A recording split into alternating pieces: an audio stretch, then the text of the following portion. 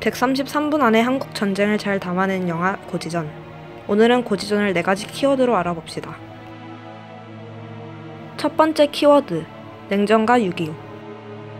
모두 고지전을 보면서 6.25 전쟁이 한국 역사에서 얼마나 비극적인 사건인지 알게 되었을 것입니다. 그렇다면 이 전쟁이 왜 일어나게 되었는지 아시나요? 6.25 전쟁은 냉전과 아주 밀접한 관련이 있습니다. 냉전이란 제2차 세계대전 이후 양극 체제하에서 사회주의 진영과 자본주의 진영 간의 정치적 이념상의 갈등 혹은 잠재적인 권력 투쟁을 뜻하는데요. 이 냉전기에 일어난 대표적인 전쟁 중 하나가 바로 한국전쟁입니다. 1945년 우리나라는 일본으로부터 해방 직후 타이에 의해 남과 북으로 분단되었고, 북쪽에는 공산주의 국가인 소련의 군정, 남쪽에는 자본주의 국가인 미국의 군정이 시작되었습니다. 그렇게 남북이 갈라진 상태에서 1950년 6월 25일 북한 공산군이 불법 남침함으로써 1953년 7월 27일 휴전협정이 일어나기까지 3년 1개월 동안 전쟁이 일어났습니다. 이는 냉전적 갈등이 열전, 즉 실제 전쟁으로 폭발한 대표적 사례로 소련과 미국이 한반도를 분할 점령하여 이념 대결을 벌임으로써 발발한 대리전쟁으로 이해할 수 있습니다. 두 번째 키워드, 저격수 이초의 존재 유무. 영화의 유일한 여성 캐릭터, 이초로 불리는 차태경. 이초는 사람이 쓰러지고 2초 뒤에 총소리가 들린다고 해서 악어중대 병사들이 인민군 저격수 차태경에게 붙인 별명인데요. 여성이라는 특징을 넘어 저격수로서 엄청난 활약을 보이는 이초라는 캐릭터의 탄생 비화에는 6.25 전쟁 당시 전설적인 북한 저격수로 불리었던 실존인물 차상률이 숨겨져 있습니다. 한국 전쟁 중반기에서 벌어진 고지전에서 유엔군과 한국군 120명을 사살했다고 알려진 북한의 차상률은 당시 인민군이 저격수를 매우 중시했음을 알려주는 중요한 인물이라고 할 수 있습니다. 인민군 저격수로서 연합군에게 극심한 피해를 입힌 차상률과 엄청난 사격 실력으로 이초라는 별명까지 얻었던 차태경은 성공적인 저격수로서의 공통점을 지니고 있지만, 차상률이 남성이었다는 점에서 가상 캐릭터 이초의 주요 모티브라고 할 수는 없습니다.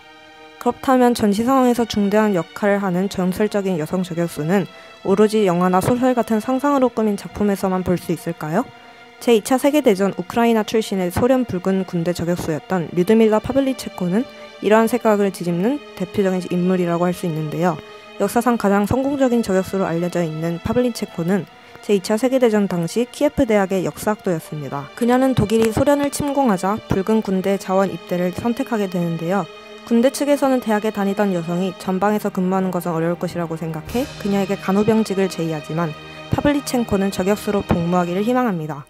그 후 파블리첸코는 제2차 세계대전에서 단 10개월 동안 저격수 36명을 포함한 독일군 350명을 사살하는 전설적인 기록을 남깁니다.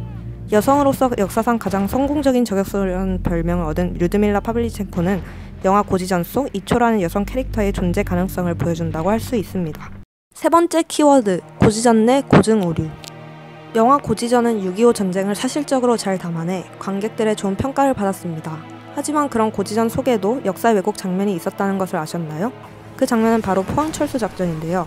영화 속에서 보여주는 포항철수 작전과 실제 포항철수 작전은 굉장히 다르다고 합니다. 영화 속에서는 육군 장병들 중 일부가 탑승한 해군 상륙정에 승선 인원이 초과하자 이등병 신일영이 중대원들에게 총기 난사를 한 추악한 철수 작전으로 그려졌으며 등장인물들의 큰 트라우마를 낳았습니다. 하지만 실제 포항철수 작전은 한 사람의 낙오자 없이 민간인까지 태우고 빠져나간 성공적인 작전이었다고 합니다. 또한 실제 철수는 일본 상륙함을 통해 이루어졌지만 영화 속에서는 현장에 동원되지 않은 대한민국 해군 상륙정이 등장한 것도 고증 오류라고 할 수 있습니다. 마지막 키워드, 전쟁을 하는 이유.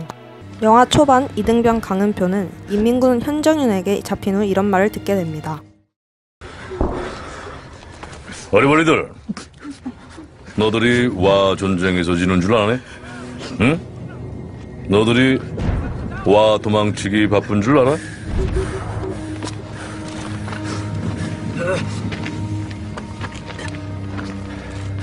그건 와 싸우는지를 모르기 때문이야. 영화가 막바지에 다다르고 길었던 전쟁도 막이 내리면서 현정윤과 다시 한번 마주하게 된 강은표는 몇 년 전 들었던 전쟁을 하는 이유에 대해 묻는데요. 이에 현정윤은 허무하게도 이렇게 답합니다.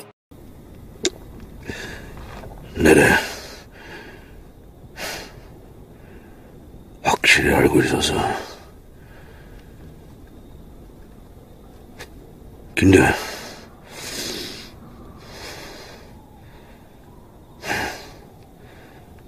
너무 오래돼서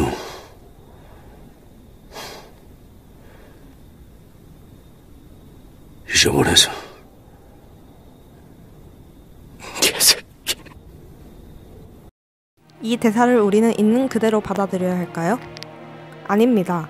아마 감독은 인민군 현정윤이 전쟁의 이유를 언급하지 않음을 통해 메시지를 전달하려 했을 것입니다. 저희는 이 메시지를 두 가지 의미로 해석했는데요.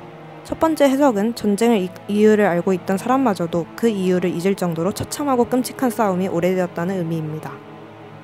3년간의 길고 잔인한 전쟁을 겪고 너무나 많은 사람들이 죽는 것을 보고 그 이유를 까먹을 정도로 전쟁이 비참했다는 의미이죠. 두 번째 해석은 애초에 전쟁을 할 이유 따위는 없었다는 것입니다. 즉 비극적인 전쟁이 이유가 존재해서는 안 된다라는 전쟁의 비극성을 강조하는 작가의 의도가 담겨져 있다고 볼 수 있습니다. 어떻게 해석하든 이 대사가 작가가 생각하는 전쟁이 어떤 의미인지 잘 전달했다고 봅니다. 고지전은 2시간이라는 시간 안에 진짜 전쟁이 무엇인지 그리고 자신의 옆에 있는 사람을 죽여야만 하는 전쟁의 비극성에 대해 잘 전달한 영화인 것 같습니다. 지금까지 4가지 키워드로 고지전을 알아보았는데요. 여러분이 고지전을 보면서 떠올린 키워드는 무엇인가요?